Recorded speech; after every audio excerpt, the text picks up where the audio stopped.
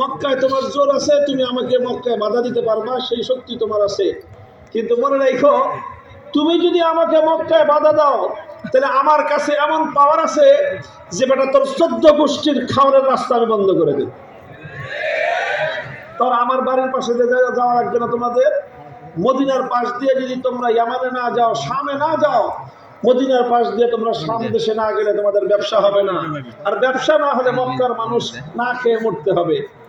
এই কথাটা এত জোরে বললেন সাদ ইবনে মুআজ যে আবু জাহাল যতটুকু জোরে তাকে থ্রেট দিয়েছিল, সাদ ইবনে মুআজ রাদিয়াল্লাহু তাআলা আনহু তার চেয়ে দ্বিগুণ আওয়াজে বাইতুল্লাহর সামনে দাঁড়িয়ে আবু জাহালকে এত জোরে ধমক দিয়েছেন, খবরদার মুখ সামলায় কথা বলবি, আর কোনদিন যদি আমাদেরকে হুমকি দিয়ে কথা বলার চেষ্টা করো, মনে রাখো মদিনার পাশ দিয়ে মক্কাওয়ালাদের যাওয়ার রাস্তা আমি বন্ধ করে দিব।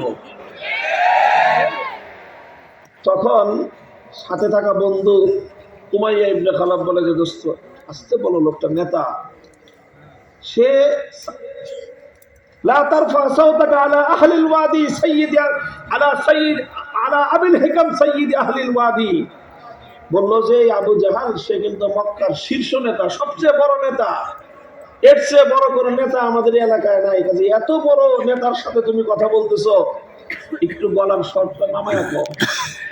সাদ ইবনে মুআজ গলার স্বর নামান নাই, আরো জোরে কয় যে বেটা তুমি উমাইয়া ইবনে খালাব আমার দোস্ত হতে পারো, কিন্তু আবু জাহালের চামচামি যদি করো তাহলে তোমার সঙ্গে আমার সম্পর্ক থাকবে না।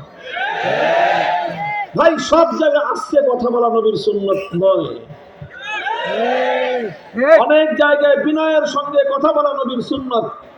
বিনয়ের সঙ্গে যেখানে নবীর সুন্নাত, নবীর বিনয়ের সঙ্গে কথা বলা যেখানে নবীর সুন্নাত, সেখানে বিনয়ের সঙ্গে কথা বলবেন।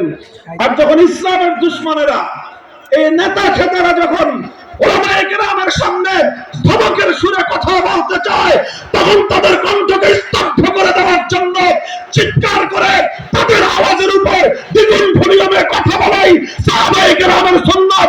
এটাই নবীর সুন্নাত, এটাই ইসলামের আদর্শ।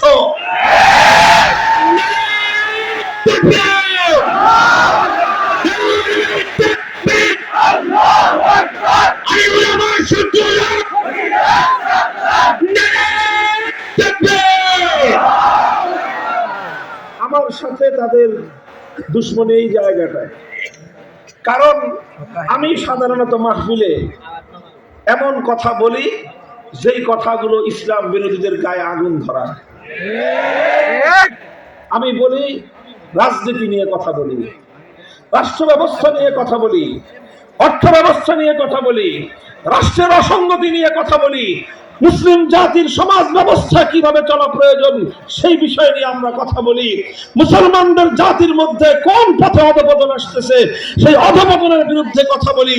নেতা নেত্রীরা কিভাবে মুসলমানদের